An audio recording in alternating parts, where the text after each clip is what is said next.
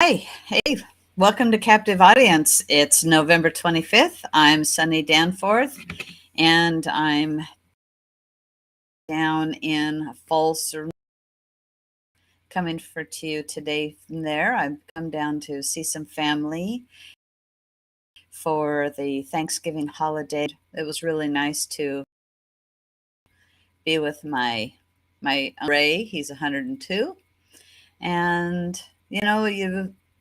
he's doing really well. It was great seeing him. In fact, I had lunch with him today as well as got together with him yesterday. So I hope all of you, our audience, had a very good Thanksgiving with your family, your loved ones. It's a time of being together, remembering what we are thankful for. And one thing is God watching over us. Another is we live in one of the best countries, in fact, the best country in the world, in my opinion. I'm very happy to be an American. And hey, Lori. So anyway, there are some things happening in the news today. And I wanted to, David, I thought David was going to be joining me, but he's not, but that's okay. We're going to carry on. And I'm sure that he's busy, and that's okay.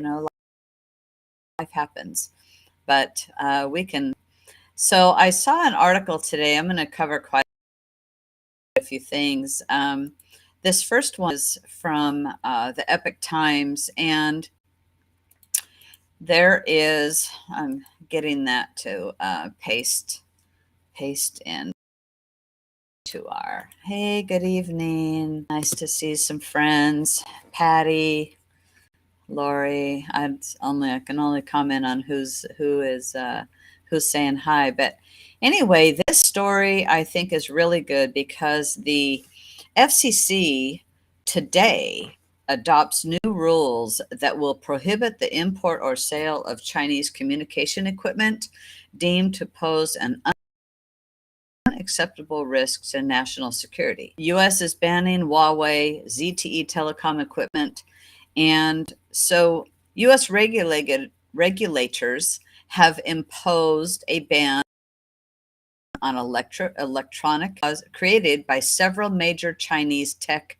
corporations, citing national security concerns. Interesting about this. I'm very glad that they're doing this. And so they've adopted these new rules today, right? And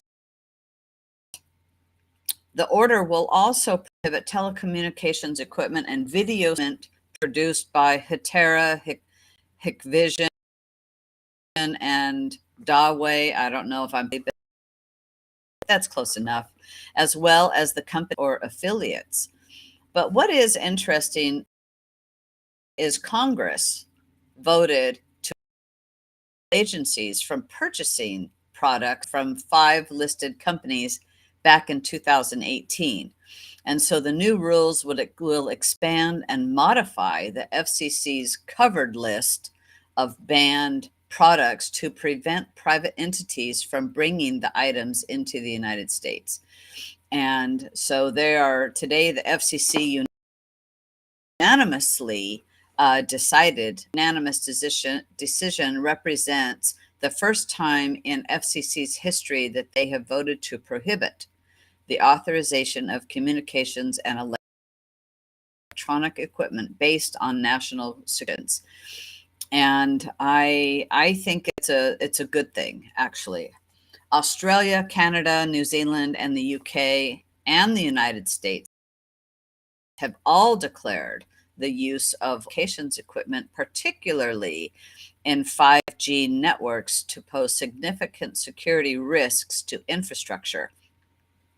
They have backdoor channels. There's lots of things that have been in here on Captive Audience in previous stories. But it seemed to me like even though back in 2018 that the Congress had voted to limit that it all came back in, and it was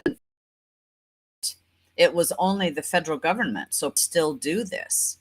And now this is just stopping all of that. So personally, I think it's a good idea. I think it's a win for America, and in on several levels. And I'm certainly no tech expert by any means, and I don't purport to be one. But I think there's a lot of backdoor channels that could have ways of spying on us. And just, I mean, I have no idea, I just have no. There's already lots going on with our cell phones. These are listening devices and whatnots going on. So anything that they can do to keep us secure, that it's not going through some of these tools into our national security that can affect us, I think is a real smart move. But now going from a different direction, and a story posted here, and this is a new Visa card. So this is Times and is coming out today, but actually November story came out. New Visa card features personal carbon emissions tracker, one of several new programs to monitor your spending habits. But this is actually in a Canadian credit union. So the monitoring of personal behavior will take another step forward as a Canadian credit union, Vancity, launches a new credit card technology to report users' carbon emissions. So this is a way of, and for those that are paying attention to the possibility of going into digital currency and that, and what they have going on in China, they have, you have a credit score, much like we have credit scores if you want to get a loan. But you have different type of credit score. Digital currencies, well, if you're, you spend too much, your carbon footprint is too big, it could limit you in the future. And so this, they on October 9th announced that it will be the first financial institution in Canada to offer its individual and business members a way to estimate the CO2 emissions that come from their purchase. I have to ask you why. Why does that matter? Are about my products that I use, their carbon CO2? No, I'm not. That's not in the back of my mind. I'm worried about the economy in the US. I'm worried about safety in the US. I'm not worried about equity, social equity, and I'm not worried about the CO2 emissions, quite frankly. I'll just say, so why do we need to have tracking? So this will be the first carbon counter program for Visa holders. MasterCard already provides a CO2 emissions tracking card developed with technology from Swedish company. The Visa credit card technology developed by Ecolytic and behavioral nudging, so that card users are not only informed about the CO2 emissions of their buying activity, but also how to reduce them. And I'm not real concerned about the whole carbon issue. I've traveled a lot in our world. There's lots of places I haven't been, but America has come so far in making our vehicles run better, more energy efficient, are cutting the emissions that are coming out of them. The factories, the very same thing, but yet then we have countries that are so-called still developing, that aren't doing any of that. So there is not a apples and apples comparison from one country to another. and you start traveling into South America, which I did for quite a bit. I basically sort of lived in a couple of different for a few years, and in traveling there, it's not happening. They're not doing the same types of things that we do here by any means. So I think this is definitely, they just had the G20 summit, and they're talking a lot that about what's carbon control, carbon emissions, and where we're going with in this area. And I think some of that is what's coming out of that summit, and as well. And of course, our president speaks about how this wonderful, I've signed us right back up to the Paris after Trump had taken us out, and I was very glad he did. And I'm very sorry that Biden put us back in our country, back into this, because I don't believe it's in the best interest. I don't, frankly, buy into the whole global green energy movement. It's great to have improvements to technology, but not at the detriment of commerce. And when there's not a level, over in China, they're building more coal-fired plants because they need the energy. Back in Europe, going on in what's going on in Ukraine, Europe is now firing up their coal-fired plants again. So it truly is, there's just so much that I've, studied with the green energy. It's a shell game. It's a nation enriching nations while hurting our own economy and frankly, like here where I live in Umatilla County, wrecking some of our high value farmland in the name of, oh, well, we have to have this energy, when we're not considering renewable energy in electric energy in the state of Oregon. So, let's, when we put hydroelectric energy back on the table in Oregon, now we have something. There's other things we don't need. Back to this story, though, of tracking. I digressed to the technology to track your carbon footprint. And is it all? I'll have any idea. I don't hold a MasterCard by any company. And so I don't know. I can't answer that question that we had there. Let's see. At the same time that the Biden administration is moving forward with an initiative to create digital currency, which could ultimately replace the US dollar. It's a CBDC, central bank digital currency, would be a digitally by the federal government that people or banks would hold in digital wallets, similar to Bitcoin. I like green money. I like cash. I really like cash, and a fond of digital currency. It can be turned off. Can't go and use your ATM at the bank as well, but I think there's just problems with that. We've seen that in a few areas, like when the farmers were protesting in Canada and they stopped them from getting the monies. It was all, a digital game there. And so be careful what you ask for, people. Truly, truly be careful what you ask for.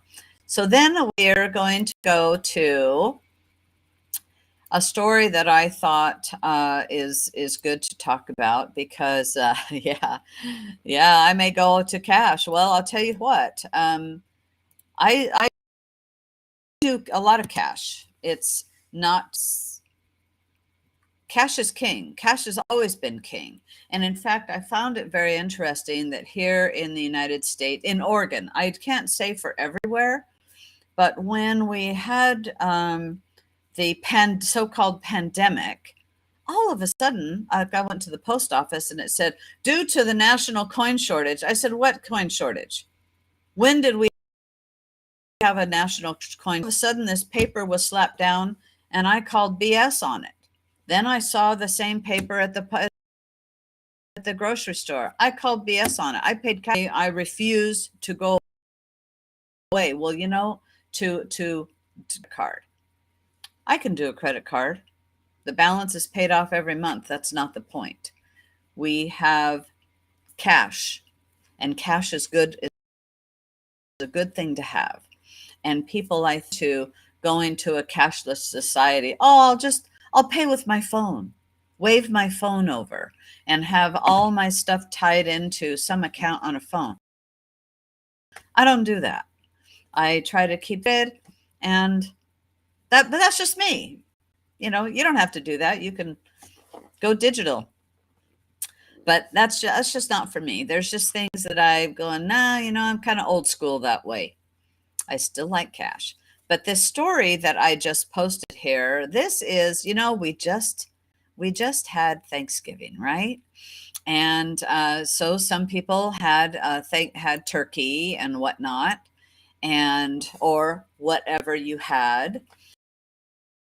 I didn't have turkey. I went out to a nice restaurant, had a wonderful dining experience with my uncle, and it was really nice. A place we had never been before in Cameron Park, and it was really good. It was really good.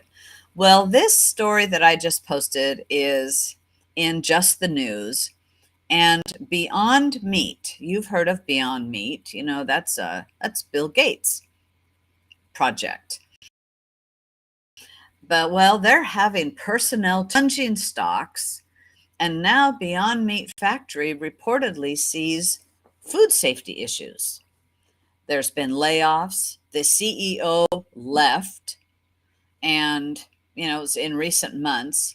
And so this so-called one-time, this article says, Beyond Meat, the one-time superstar of the meat replacement industry. I don't know about that. Continuing to see major turmoil as reports surface of significant food safety issues at a major production plant in Pennsylvania. Have you ever looked at the ingredients of what that is? I did. No, thank you. I'm not vegan. I'm a carnivore. I like that. But, I love salads. In fact, today for lunch, I had that was a strawberry chicken salad with slivered almonds. Oh, it was just fabulous. But I'm quite frankly, I'm not a Beyond Meat person. And for those that like it, you know what? That's okay. I'm not knocking it. It's just not it's not my cup of tea whatsoever. But I wanted to, be careful. They're having, there's photographs, I guess something in Bloomberg showed what appeared to be spills, unsafe use of equipment, mold on the walls and ingredient containers. Beyond Meat told Bloomberg that Pennsylvania inspectors found no instances of nonconformance with regulations in inspections throughout the past year. Yet, apparently employees, we've got a whole different story. There's been some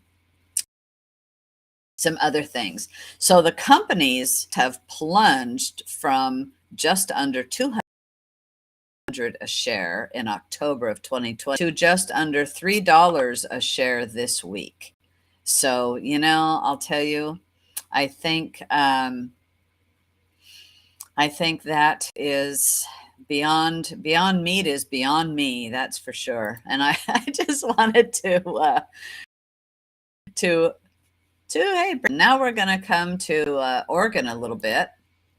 And there is something that I thought was interesting. This is in Oregon Catalyst where I found this.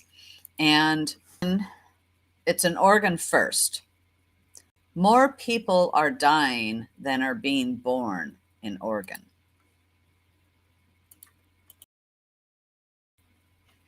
Yeah. Let's see. It's okay. Yeah. Exactly, Lori. I totally agree with you. You know what? If somebody wants to have Beyond Meat, go have it. I don't care, but just don't, you know, don't think, don't try to say this is the direction that we have to go, because quite frankly, it isn't. I I like eating all of the animal food groups. I like beef, chicken, pork, fish, and so that's just me though. Nobody has to do what I'm doing, but I have a pretty well-rounded diet. So in this Oregon Catalyst story, more people dying than are being born. Um, a first in Oregon history. Young people and families, well, too, beyond the dying, young people and families with children are fleeing the state. They're fleeing the state because of the high crime, high taxes, high cost of living. And earlier this year, the top 6 highest cost of living states. And there's a graph there that is a composite of cost of living index in the first quarter of 2022. And but the empty family homes are quickly being bought by a massive influx of seniors who are fleeing California, where things are even worse than Oregon. It's hard to imagine, I know, but it's true. And the employment department estimates that over Californians move into Oregon annually. Well, how many are leaving? How many Oregonians are leaving? Roughly 1 in 4 Oregonians are born in California. But Oregon is building a childless future for the state. So why is everyone leaving? Well, they've defunded police, stopped enforcing traffic laws, vandalism laws, trespassing laws, boycott, raised gas taxes, property taxes, landline phone taxes, personal income taxes, business income taxes, business license taxes, CEO taxes, abolished our police gun task force. It's got a cartoon on here with Mayor Wheeler stating all these things. Why are abolished our police gun task force, remove police from schools? Portland is worst economic growth area in Oregon, less population growth rate versus state average, near zero families with kids. So there you have it, good. And now we have apparently just elected I think is going to be, as governor, that I think is going to be worse than the one we just had. That's my opinion. We'll see. We'll see. The proof will be in the pudding, as yes, Lori, elk and venison. I love elk and venison very much. I am a hunter and I like it very, very much. And I love to go fishing as well. So, we maybe some good news. We'll see what comes out. I have 2 good news stories here. Actually, I think the last one, but this one from coin.com. And a group has filed an emergency stop measure 114. And we'll see what happens. But I'm very happy that they did. So this is posted yesterday by the Associated Press. Or a group files emergency motion to stop Oregon Measure 114 gun control law. Well, who did it? It was Oregon Firearms Federation, Sherman County Sheriff Brad Lowry, his name, I'm going to say it Lowry, and Adam Johnson, owner of Coat of Arms Firearms. They filed a federal lawsuit against the Oregon governor and attorney general on November 18th, saying Measure 114 is unconstitutional. The measure requires students to obtain a permit to purchase a gun bans magazines that hold more than 10 rounds, except in some circumstances. I didn't read that part. And creates a statewide firearms database. And so then I was in reading this article. It says that banning magazines over 10 rounds is reduce criminal abuse of guns, then banning high horsepower engines is likely to reduce criminal abuse of automobiles. To the contrary, all it is doing is that it ensures, Measure 114 ensures that a criminal unlawfully carrying a firearm with a magazine over 10 rounds will have potentially devastating advantage over his law-abiding victim. Law-abiding citizen will make sure that they've just got 10 rounds. Their magazine can hold 10 rounds. And so they had some in here. And in fact, one of them is saying, oh, well, the backers of this, the reason this banning the large capacity magazine, it's going to save lives because to pause to reload. Are you kidding me? Are you kidding me? This is people commit a mass shooting.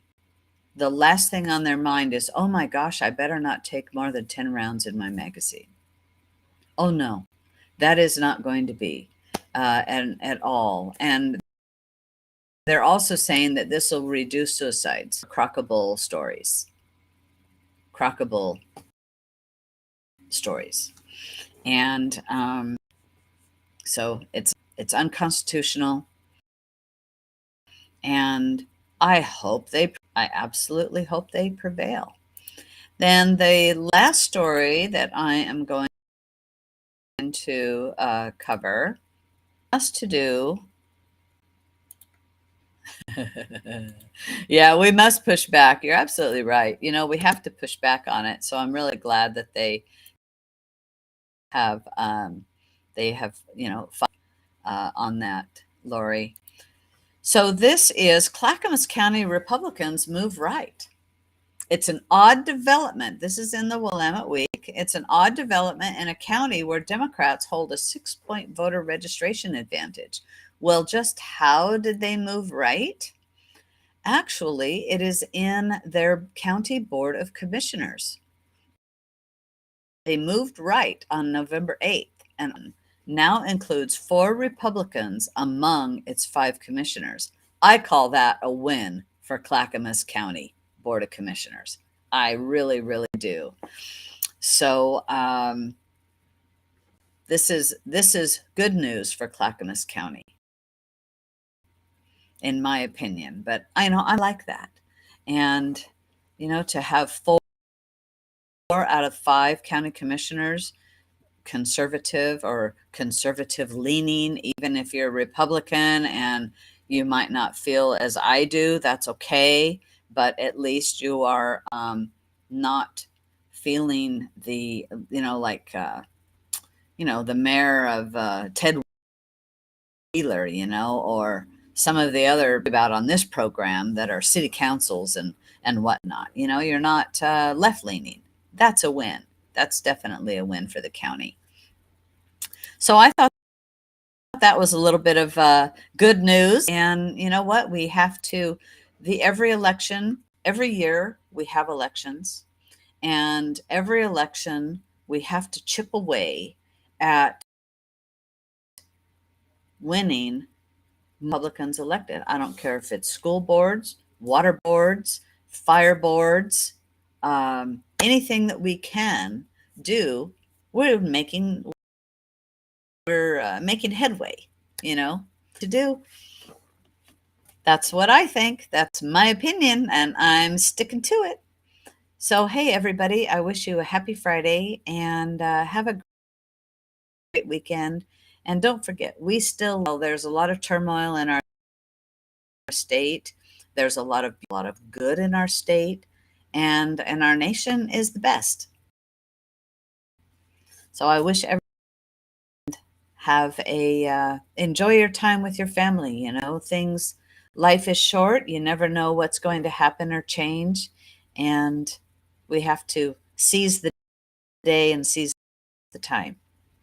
Have a great weekend and share the message. Good night.